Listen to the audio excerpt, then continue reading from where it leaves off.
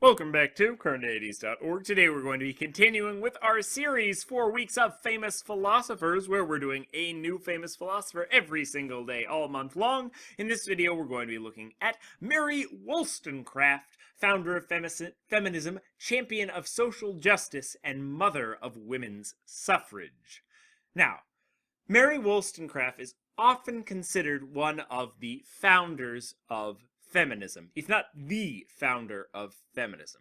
She is one of the few women to have broken into the male-dominated world of philosophy, and in fact will be the only woman we will look at in this series. That's not to say that there aren't very many significant women in philosophy, but she's the only one in this series that's rising to the level of us taking note of her. Her radical work on the rights of women was ahead of its time. Not only has it been revived during the first and second waves of feminism, during women's suffrage and the women's rights movement in the 1960s, her views are still studied to this day and have an important impact on the struggles facing modern women and feminists. Now, Wollstonecraft's life was actually really unconventional for a woman in her time. It was so unconventional that when her loving widower published a very frank memoir of her life, she was openly mocked and reviled for the way that she kind of discarded a lot of the values that the society held dear.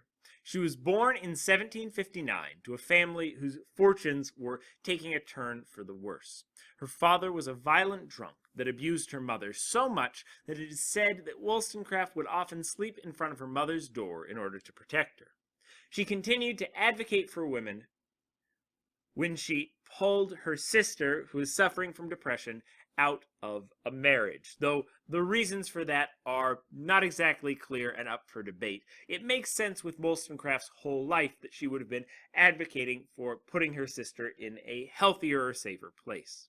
She gained her education in very non-traditional ways. Being a woman, she wasn't put in the same schools as men would have been, but she gained education through her relationship with others, such as men that were studying those things, and by doing a lot of work in translation. She translated some of the many great works and so gained an understanding of them. She also wrote novels in addition to doing philosophy.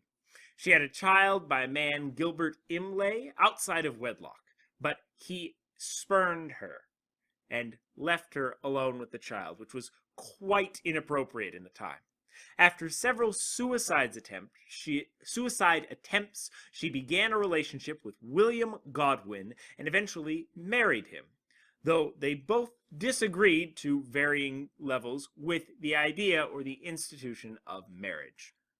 She died not long after bearing him a daughter who would become Mary Shelley, the author of Frankenstein. Now, one of Wollstonecraft's first forays into political philosophy was her Vindication of the Rights of Man, where she argued against Edmund Burke's reflections on the Revolution in France.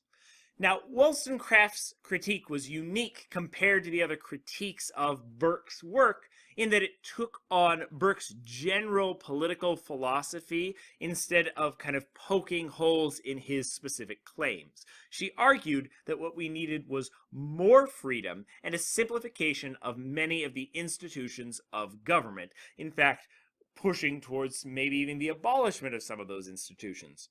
Burke, on the other hand, was concerned that abolishing those systems in favor of kind of this idea of the rights of man, these liberalist principles, these abstract rights, would actually run contrary to very much the culture at the time, as well as human nature itself. Later, with her most famous piece, Vindication of the Rights of Women, Wollstonecraft puts forward an argument for women's education. She claims that until women are given the tools of reason and are given worth by their minds instead of their appearance, they cannot be free or even fully human.